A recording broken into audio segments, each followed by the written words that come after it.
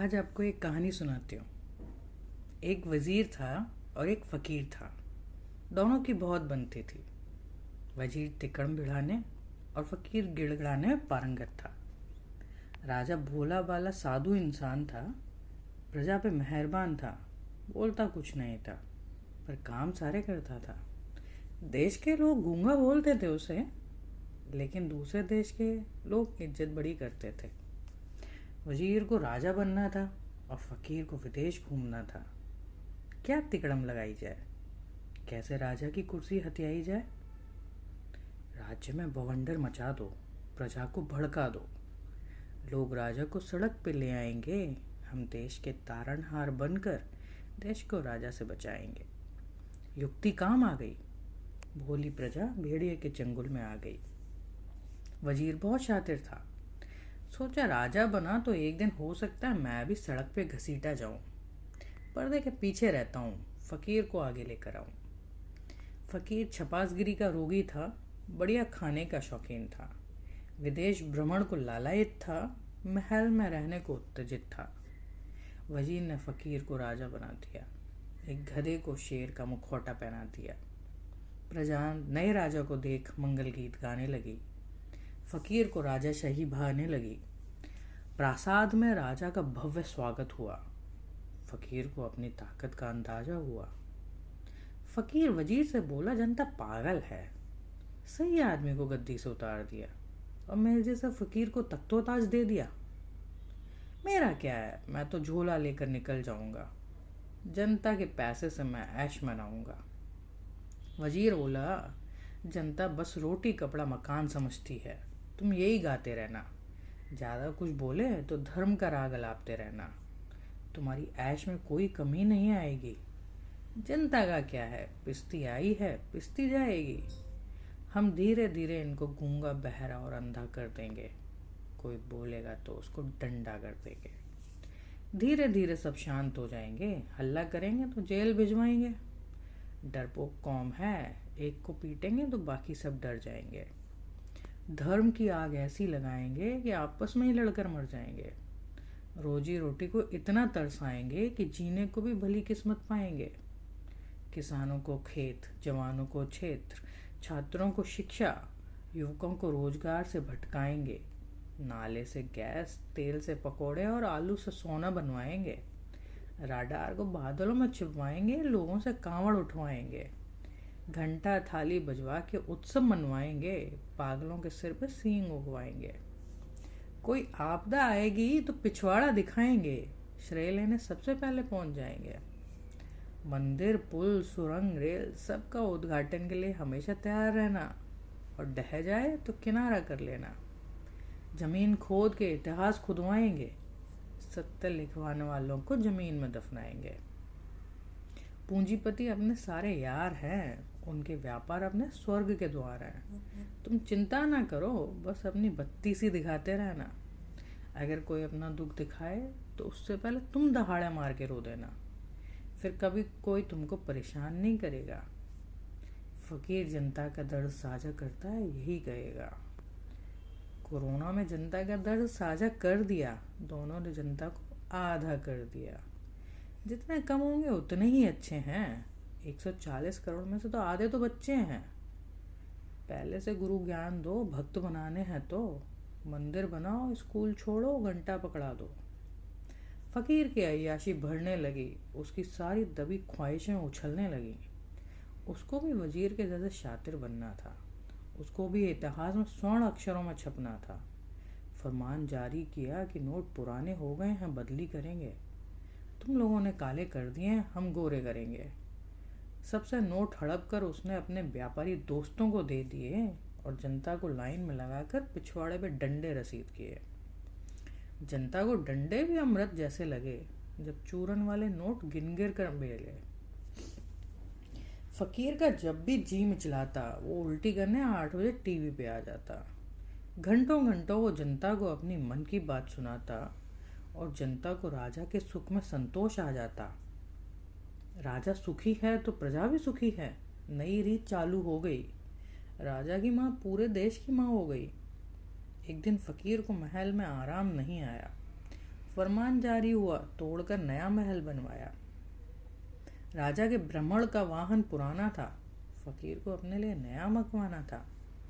विदेश में भ्रमण करके देश की छवि बनानी थी, या फकीर को देश की लुटिया विदेश में ही डुबोनी थी। फकीर दूसरे राजाओं के गले पड़ जाता था। राजा दुत्कार दें तो पैरों में गिर जाता था। कई राजा तो उसे ठोकरों पे रखते थे, उनके इशारों पे उसके सारे दांव चलते थे। एक राजा को उसने अपना परम मित्र कहा। राजा ने उसको मित्र की परिभाषा समझाई। A friend in need is a friend indeed. फकीर के पल्ले ना पड़ा कुछ भी भाई। फकीर राजा होने के नशे में था, अपने 56 इंच के मुगालते में था। अंगूठा छाप को विश्व में गुरु कहलाना था, अपना डंका पूरे विश्व में बजवाना था। देश में घंटा घड़ियाल से मन न भरा था, विदेश में हाउडी हाउडी कराना था। डंका बजा ही नहीं, फट भी गया। भूरा राजा फकीर के पीछे पड़ गया। अब फकीर आगे आगे और भूरा राजा पीछे पीछे। भूरा राजा फकीर की धोती खींचे। फकीर को कुछ सुनाई ना दे, जो भूरा राजा बोले बस वो ही सुनाई दे। भूरे राजा ने पड़ोसी देश पे आक्रमण रुकवा दिया और पड़ोसी देश में फकीर को घुसवा दिया। फकीर आंखें नीची कर और पिछवाड़ा लाल करके पड़ोसी देश पहुंच गया। जनता को एक बार फिर झल गया। जनता की मति तो वैसे ही मारी गई थी। देशी विदेशी के चक्कर में जनता चक्री हो गई थी। जनता के पैसे की लूट जारी थी। जनता को लूटने की सबकी जिम्मेदारी थी। देखते देखते सारे व्यापार धंधे चौपट हो गए। फकीर, वजीर और दोस्तों के मौजे मौजे हो गए। फकीर को लगा कि जनता त्राहीमाम करने ही वाली है। जनता को कोई लॉलीपॉप पकड़ा दो जो चूसने वाली है। जनता का सालों खून चूस कर जो कमाई की है, उसको कैसे वापस कर दूं जो कमाई की है। चलो कर के जंजाल में उलझा देता हूँ। चलो टैक्स के जंजाल में उलझा देता हूँ। कान उल्टा पकड़ा था, अब सीधा पकड़ा देता हूँ। कोई नहीं, कोई उलझाट में फंसे रहना चाहिए। जनता के दिमाग को खुला नहीं रहना चाहिए। सोचेंगे तो मेरी पोल खोल पाएंगे, मेरे ही सिंहासन को धक्का दे जाएंगे। इनको हम ऐसा कोई मौका नहीं देंगे। हम अपनी फर्जी जनता निर्मित कर लेंगे। इनका तो विश्वास नहीं है, कभी भी पलट सकते हैं। हम फर्जी जनता से जन्मों जन्मों की कुर्सी पक्की कर लेंगे। सारे लवाजमें, लश्कर, न्यायपालिका हमारी है। सारे संसाधनों पर हमारी दावेदारी है। हमारी पीढ़ियां भी राज करेंगी, ऐसा इंतजाम कर जाएंगे। ये जनता के प्यादे हमारा नाम लेने से भी घबराएंगे। फकीर और वजीर घमंड में अंधे हो चले थे। उनके चेले भी उनके गुरु बनने चले थे। जनता की आंखों पर अभी भी पट्टी बंधी थी। धृतराष्ट्र तो अंधा था, लेकिन जनता क्यों कांधारी बनी थी। एक रॉबिन हुड उनको चीख चीख कर फकीर का नंगापन दिखा रहा था। अंधी आंखों को खोलने की जुगत लगा रहा था। जनता रॉबिन हुड को ही पप्पू पुकारने लगी। फकीर की मारी जनता शैतान को भगवान मानने लगी। रॉबिन हुड भी कहाँ चुप बैठने वाला था। उसको भी देश प्रेम के बिच्छू ने काटा था। वो भी निकल पड़ा देशाटन पर, जनता को जानने को, देश में जड़ जमा चुके जहर को निकालने को। पूरा देश उसने इस कोने से उस कोने तक नाप लिया। देश में बन रहे माहौल को भांप लिया। उसने वजीर फकीर से लड़ने की ठानी, लेकिन दोनों ने उसको पटकनी दे डाली। भिन भिनाया सा वो इधर उधर घूमता रहा। उसका दल भी फकीर के साथ जुड़ता रहा। रॉबिन हुड को जनता से ऐसी आशा न थी। जनता राजा से परेशान ज्यादा थी। फिर ऐसा क्या हुआ कि फकीर फिर जीत गया। गालियां खाकर भी अमृत का घूंट पी गया। रॉबिन हुड के दिमाग में घंटियां बजने लगी। दाल में काला नहीं, पूरी दाल ही काली लगने लगी। उसने राजा के महल में सेंध लगा दी। फर्जी जनता की कहानी असली जनता को सुना दी। जनता के पैरों नीचे जमीन खिसकने लगी। जनता को अपनी ही बलि सामने दिखने लगी। बहरी, गूंगी, अंधी जनता की इंद्रियां काम करने लगी। जनता अब राजा से सवाल पूछने लगी।